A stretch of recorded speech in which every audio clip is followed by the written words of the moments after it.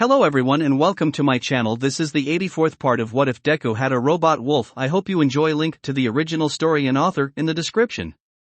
Chapter 84, Provisional Hero License Exam, Part 1. Izumi Midoriya, better known as the unstoppable hero, Yusako, leapt over another gap between buildings, moving quickly through the night. She had only been a pro for a few years, but in that time she had made large leaps in the hero rankings. Already she was in the top 100, and it is believed she'll be in the top 10 by next year. Right now she was on the hunt for a dangerous villain who had been seen in the area lately. And as a hero, it was her job to bring them in. She just had to find them first. She received a message from dispatch. The villain she was tracking had been spotted nearby. She smirked as she acknowledged the villain's location and proceeded towards it at high speed. When she finally reached the villain's location, she crouched down and kept as low as possible as she looked over the side of the building, down at the streets below. It didn't take long before she spied the villain in question, standing before a jewelry store. The villain known as Galastram. Izumi grinned before she dropped down behind the villain and took on a combat stance, trying to avoid staring at the woman's nice and curvy rear. "Stop right there, Galastram." Galastram quickly turned around to face her, causing the young hero to blush at how curvy she was. Well. If it isn't a cute, adorable bunny, she cooed. Izumi blushed heavily. "Why does everyone call me a cute bunny? I'm not cute, I'm a vicious bunny as deadly as the killer rabbit of Kerbanag," she said before felt someone touch her, followed by her gravity being taken away. Oh. Galastram smirked behind her mask. Little bunnies should be more mindful of their surroundings, she cooed before Izumi suddenly found herself pinned to a wall by an invisible force. She then floated over to Izumi and pressed herself against Izumi's body. What are you doing?" Izumi stuttered as Galastram pinned her to the wall, her hands held up by her side. "Why, simple," Galastram replied seductively as she loomed over the young hero, one hand pressing against the wall whilst the other moved around the girl's waist and groped Izumi's soft, curvy rear. A friendly but pat between girls. Izumi blushed heavily, her face a deep red. Her mouth was wide open as she let out a silent scream. She wanted to break free, to fight back, but she was pinned to the wall by Galastram's quirk. This was bad. She was pinned to a wall by a dangerous villain, and unable to fight back or call for backup. She needed to find a way out of this. But then, why did she find this entire situation super hot? She tried to push Galastram away, but with how her arms were positioned, she ended up grabbing the woman's well-endowed breasts, which only caused Izumi's blush to get even worse. Galastram chuckled. "Well, aren't you a handsy one?" she smirked before she pushed against Izumi even more. "So tell me, you adorable little bunny. What do you want me to do to you? Because I have plenty of ideas of what to do to a cutie like you." If it was possible for her blush to get even worse, then it would. She was being pressed against a wall by a super hot woman in a sexy costume, and talking in a way that she found oh so very hot. She knew that Galastram was a villain, but goddamn did she enjoy being pinned by her. I, she stuttered out, trying to come up with a response to Galastram's question. "I want you to hand yourself in," was what she wanted to say, even managing to get part of it out. But, a part of her, the part where she had all of her deepest, darkest desires, wanted to see what these ideas Galastram had for her, and have some fun with the woman. And that voice was louder than the others. So in the end, she ended up saying, "I want you to dominate me."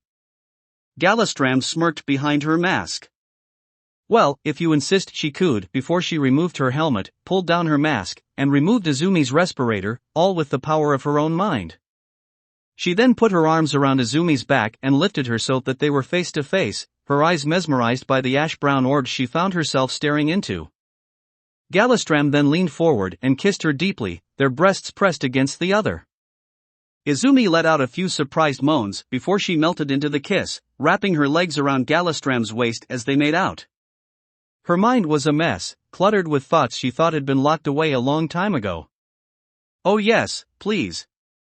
Dominate me, you beautiful goddess. You want me to do what?"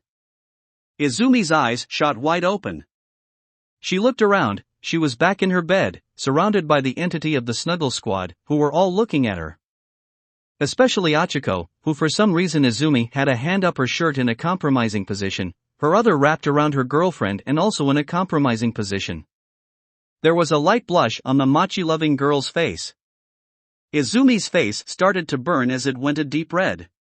Did I say that out loud? Yes, was the response from the 8 other girls.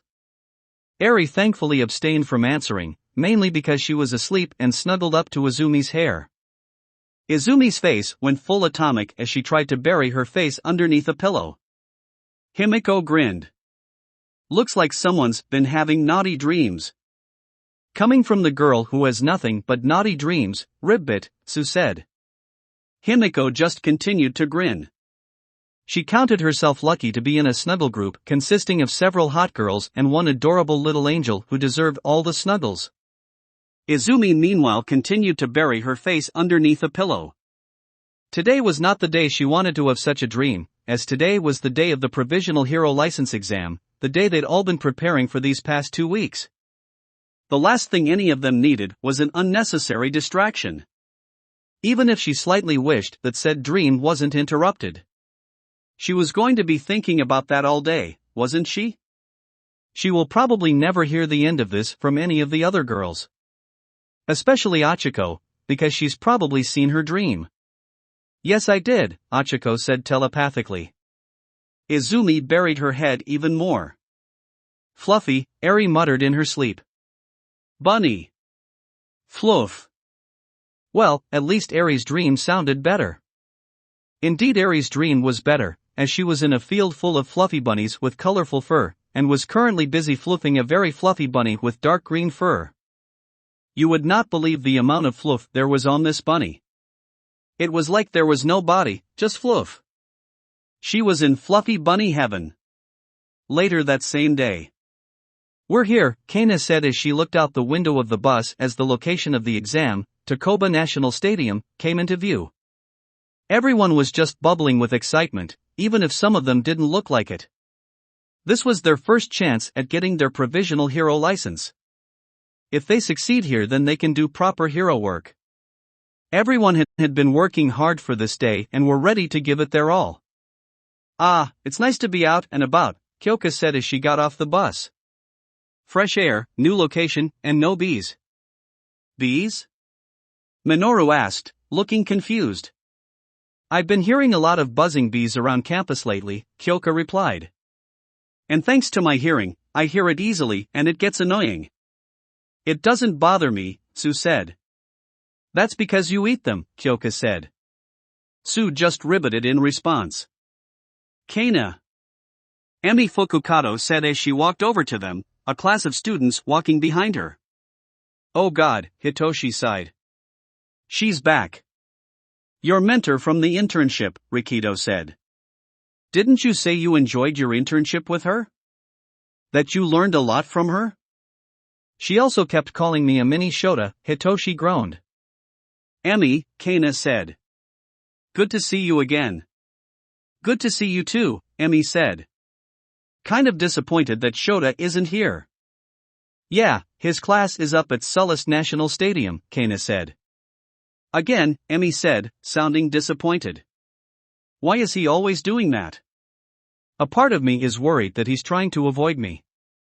If he's trying to avoid you, then what were you two doing in his room last night? Kana asked. Also, how did you get to UA so quickly? Emi laughed. A wizard never reveals her secrets. Kana's sweat dropped. You aren't a wizard though. Emi just continued to laugh. Whilst the smile hero laughed her ass off, Izumi noticed that Emi's students were all looking at them. Whilst they all had smiles on their faces, the eyes were looking at them, examining them. And they weren't the only ones. On closer inspection, everyone was looking at them. She did not have a good feeling about this, especially because danger sense wasn't going off. Well, I'm still glad that there are no bees around here, Kyoka remarked before several students from Isamu Academy walked past, one of whom had a bee mutation. Spoke too soon, Denki remarked. Kyoka just sighed. Today was not looking like her lucky day. The class quickly proceeded inside the stadium and headed towards their assigned changing room. Once there, Nina spoke. Okay, so those were some of the fakest smiles I have ever seen. Yeah, those smiles were indeed fake, Hitoshi said. Izumi, how fucked are we? Very, unfortunately, Izumi replied. They were all watching us, observing us. I think they are all going to gang up on us. They were, Ijiro said. How could you tell? Everyone kept looking at us, and I think I know why, Izumi explained. We're easy targets. We're from the top hero school in the country, and the sports festival has given them all a good look at what our quirks are and what we can do with them. And they have an advantage over us. We don't know what they're capable of. So we're going in blind, whilst they all have an idea of what we can do, Tenya said. Truly we are at a disadvantage today. Izumi nodded. It looks like it. I doubt they'll all go for us, but those closest to us will make a beeline towards us, hoping for an easy victory. Plus most of them are second or third years with a lot more experience and training than we do.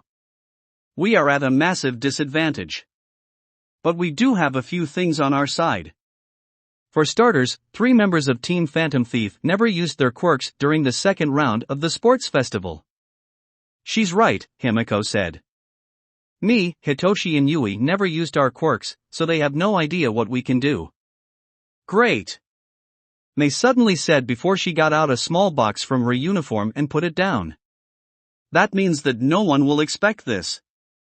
She said before Yui pressed her fingers together, and the box returned to its normal size. You brought extra equipment. Everyone gasped. Yes. Mei said with a large smile as the box automatically opened. Now don't panic, none of this is gear you've never used before. Just simple stuff that can help keep us all together. Calm stuff really. And a few other things. That's great. Izumi said as she looked over the gear Mei had brought. We can use these to help us coordinate when we're out there. We're probably going to get swarmed by the other schools the moment the exam starts, Momo said. No matter what the exam is, they're going to do everything they can to make sure that we don't pass. If we can communicate well with each other during the chaos, we might be able to hold them back. So, we have a chance then? Denki asked. Yeah, we may be more fucked than we first thought, Achiko said. Rolls is here. Everyone shared a few glances. They all remembered CI's strongest student. With OP telepathic and telekinetic abilities. Wait, telepathic and telekinetic abilities? Ah shit. She's like me, just minus the quirk and a lot more training with my other abilities, Achiko said. So, a pure blood, you know. She isn't human. Everyone gulped. That just made Rolls 10 times more scary to deal with. Honestly, they were better off staying the fuck away from the CI girls. They run into them and they were dead. So, Rolls is a pure blood of the thing you're a hybrid of, Mina said. Achiko nodded. Well, bugger. Okay, so we can still win, Izumi said. We just have to keep well away from the CI students. Don't worry, I'll keep an eye out for her, Achiko said. We just need an idea on how to deal with everyone else. I have a few ideas on what we will be doing during the exam, Izumi said. As well as a few ideas on how to counter anything that may be thrown at us. But what if everyone and their mother come charging us? Chiharu asked. Izumi smirked. Why simple, we blow them away. 20 minutes later all examinees were told to report to the exam hall in their hero costumes. Since they were already dressed, they headed straight there. The exam hall was large and already packed with students, with more still coming in. Once everyone was present, an extremely tired man got everyone's attention and explained what would be happening during the first stage of the exam. The exam was simple. Everyone had 3 targets on them and 6 balls. Their goal was to hit the targets of the other participants. Once all 3 of their targets were hit, that person was out. The person who threw the last ball to hit them got credited for the kill. Knock out 2 people and you pass this stage of the exam. And only 300 of them out of the 1,600 or so students would be passing to the second stage. No pressure. Once they had all been given their sensors and balls, Izumi told Durandal to activate Armored Wolf mode and put the sensors on him. Once all the examinees were ready, the walls around them collapsed, revealing the massive arena with several different terrain types. City, factory, forest, mountains, and so much more. Wow, this place is big, Minoru remarked as the class made their way to their dedicated starting area. It has to be, Tenya said. With thousands of students taking part, a small arena wouldn't be practical. It's bigger than the USJ. Achiko said, looking around in awe. Takoba National Stadium is one of the largest dedicated rescue training centers in Japan, Izumi said. The USJ may be one of the most advanced, but here, this place is designed to emulate large-scale rescue operations. Rescue training, Ijiro said. You think we might do search and rescue as part of the exam? Most likely, Izumi replied as they reached their start point. Combat and rescue are 2 of the most important parts of being a hero. We need to prove that we can do both to be effective heroes. So it's not hard to expect that we'll be required to do some form of rescue work. Well, looks like all those rescue lessons we've been doing with the wild pussycats is going to pay off, Rikido said. Achiko frowned. The day they were attacked at the USJ wasn't the only time they'd been to the USJ. They'd been there several more times since then for more rescue training. But, it felt different going there. Walking past the spot where 13 was killed. It felt wrong to be there after what happened to them, but they needed rescue training. They couldn't put it off for a full year. A loud klaxon suddenly sounded across the arena. Danger sense instantly started to sound as she felt hundreds of people charge them, balls already thrown their way. Izumi remarked calmly as the swarm of balls approached them. That's only half the number of people I expected to attack us, she remarked calmly. Oh well. Inesa smirked as he raised his arm into the air, and a large gust of wind blew past. All the balls that had been thrown at them, plus the balls that had not been thrown, flew up and circled above. Greetings, I am Gale Force. Inesa said loudly. And I will not let you hurt my friends.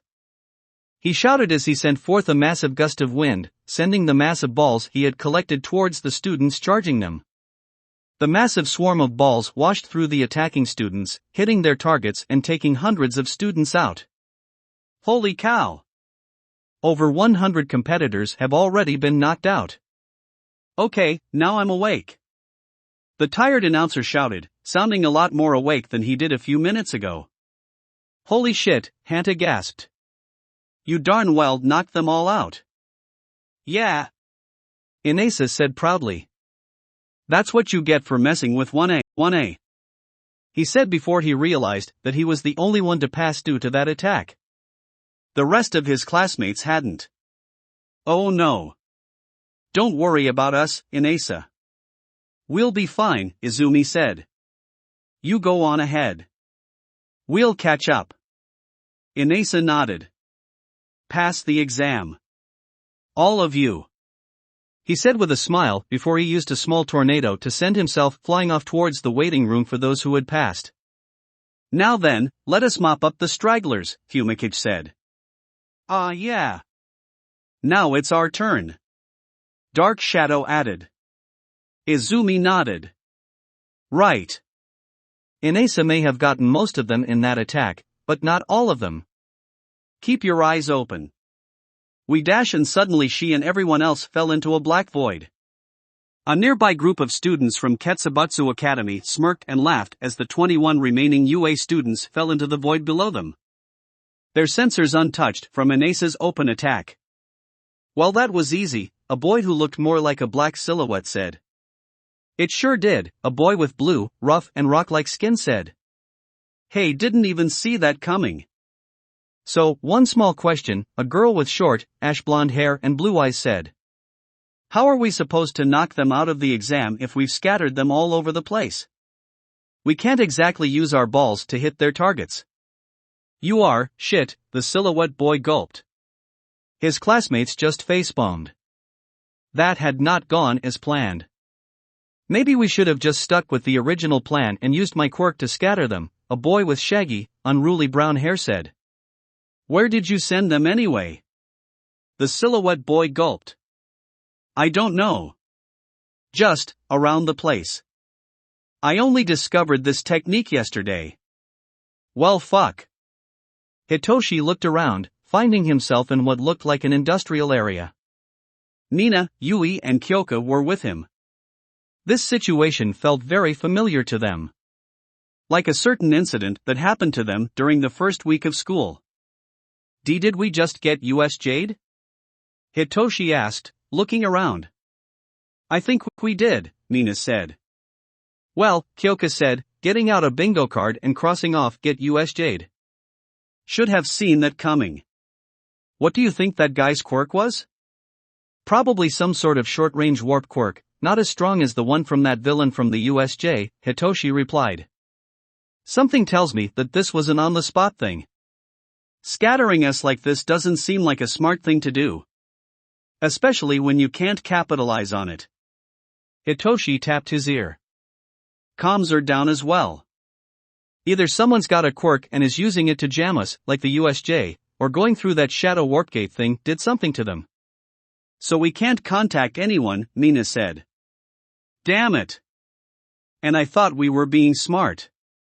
Remember, everyone else here are either second or third years, Kyoka said. They've got way more training than us. Someone probably saw this coming. That, or whoever's doing the jamming, is trying to stop everyone from communicating long range. I think Yui said before a large nut, the metal kind, flew past them and crashed into the ground. Yui blinked. That's my thing. Ah, shit. Here we go again, Hitoshi said as he looked up towards the surrounding buildings, and saw several brightly colored ninjas standing up top on the large pipes that surrounded them. Oh, no. Hold on, wait. They were students from Seijin Academy, not ninjas. Well, that was disappointing. Why is it always these fake-ass ninjas? Why don't they ever encounter a real ninja? What are you lot supposed to be? The mighty Morphin Power ninjas? Hitoshi asked as Kyoka marked off attack by ninjas off of her bingo card. I've seen white cats stealthy than you lot. That seemed to have pissed them off, as the Seijin students suddenly spoke to him about something or other, and one by one each of them came under the effects of his quirk. He waited for each one of them to finish talking before he used his quirk on them. Didn't want to key them in on what was happening now, did he? He smirked when the last of them were under his control. Come down here so we can hit you easier. The students compiled and quickly came down to them and stood by, not moving at all. Ladies, Hitoshi said with a polite bow, gesturing towards the brainwashed students. Wow, that was easy. Nina remarked. Yui added. Let's not get cocky, Kyoka said. Let's tag these guys out before someone comes along and wakes them up.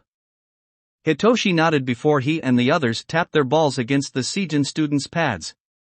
Their classmates were having similar success, even though they were scattered across the site. But this was a situation they were familiar with. Yes, it was a lot less violent due to the lack of killer robots and villains, but that didn't mean that it wasn't dangerous. Izumi and Achiko had landed together and were almost instantly attacked by two rival students. For second years, they were surprisingly easy to deal with. While those two went down like chips, Durandal remarked. They seemed scared, Izumi remarked as they walked cautiously through the back alleys. They were running from something.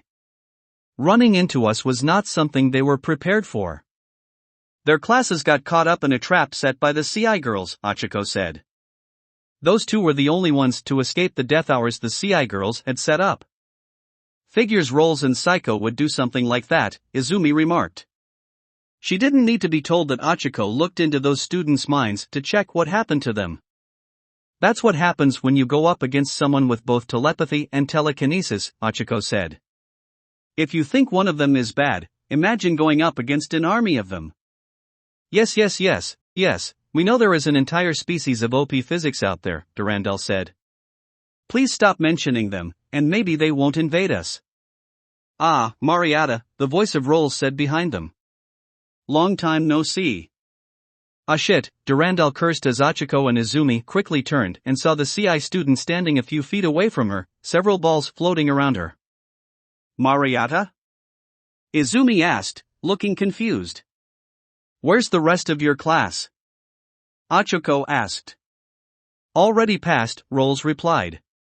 It's easy when you can stop the balls from hitting them. I see you two only need to knock one other person out before you pass. Well, so do I.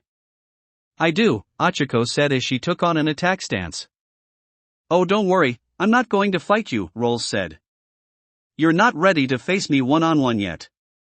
I'm just checking in to see how well you're doing. Well, that's a relief, Durandal said. Why did you call Achiko Mariata? Simple, Rolls said. She's named after a star, and my species has a name for that star. Mariata. Oh, so you're calling her by the Semitics designation of that star, Izumi said. It's not just any star, Achiko said. Mariata, it's the star the Semitic cradle world, Sakura, orbits around. Cradle world? Izumi blinked.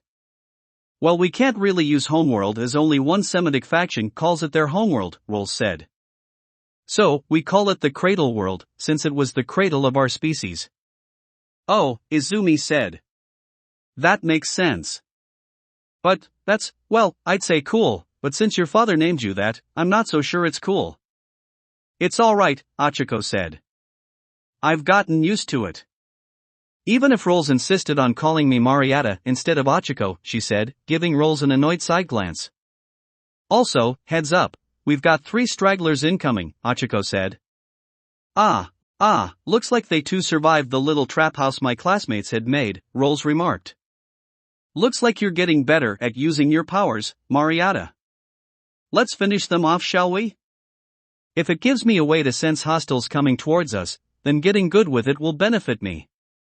Rolls nodded with a smile. Well then, Mariata.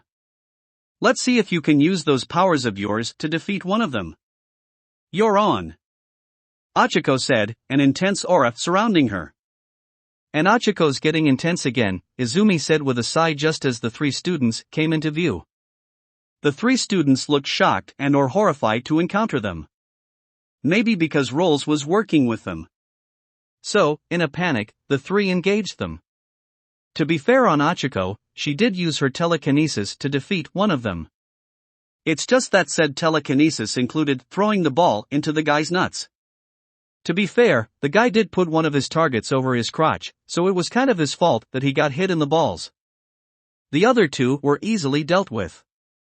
Izumi just sent the balls thrown at her back at one of them with a single kick, getting one of the targets. The other 2 were hit by well-timed throws. And Rolls demonstrated why telekinesis was OP. Izumi looked at her targets as they turned green, indicating that she, Achiko and Rolls had passed. Well, minus the getting US Jade, I think that went well. US Jade? Rolls asked, looking confused. We got teleported all over the USJ during the attack, Achiko replied. And someone decided to do the same to us here. Quite annoying, but not something we were unprepared for. Yes, split up the people who already know how to react to forced separation, Durandal remarked. That will totally work in your favor. They probably didn't know what happened to you during the USJ, Rolls said. It was never made public exactly how things went down there. So it's highly likely that whoever scattered you about the palace didn't know you've already been through this and were prepared for it.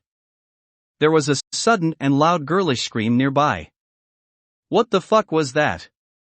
Izumi asked. Probably a girl getting the shock of her life, Rolls replied. Come on, let's check it out. Achiko said as she headed towards the scream. Izumi and Rolls quickly followed behind. The 3 quickly arrived at the source of the scream and found a very masculine boy lying on the floor. What the hell happened here? Izumi asked, wondering how someone with so much muscle on him could scream like a little girl. I did. Toru chirped as she appeared right next to them, all three of her sensors flashing green. Toru, Izumi said, sounding surprised. What did you do to him? You are, Toru said, sounding sheepish. Well, he said a few choice things about our class, so I decided to spook him a bit. Might have gone a bit overboard. You made him scream like a girl, Achiko said. And you threw a ball into someone's groin, Izumi retorted. He put his target there. Achiko retorted. Well, so was this, Toru said. But only slightly. Izumi sighed. Let's just head to the waiting room before someone has an idea and tries to attack us despite passing the exam. You think that will happen? Rolls asked. Knowing our luck, someone's going to try and get a shot off on us despite us passing, Achiko said. Roger that. Toru said before she cheerfully skipped towards the center of the stadium. Izumi, Achiko and Rolls followed suit, keeping close to the cheerful invisible girl. As they headed to the waiting room, Izumi wondered what the next part of the exam would be. As far as the first part of the exam had gone, it was, whilst challenging, getting scattered around the place like this wasn't something they hadn't already faced before. But she knew that she shouldn't get complacent. There was still a second part of the exam that they had to get through. And they needed to be ready for anything. As the last of the examinees met the pass criteria and headed to the restroom, a short woman who looked more like a 13-year-old girl watched the exam from several screens. Ma'am, an armed figure said as he walked up behind her.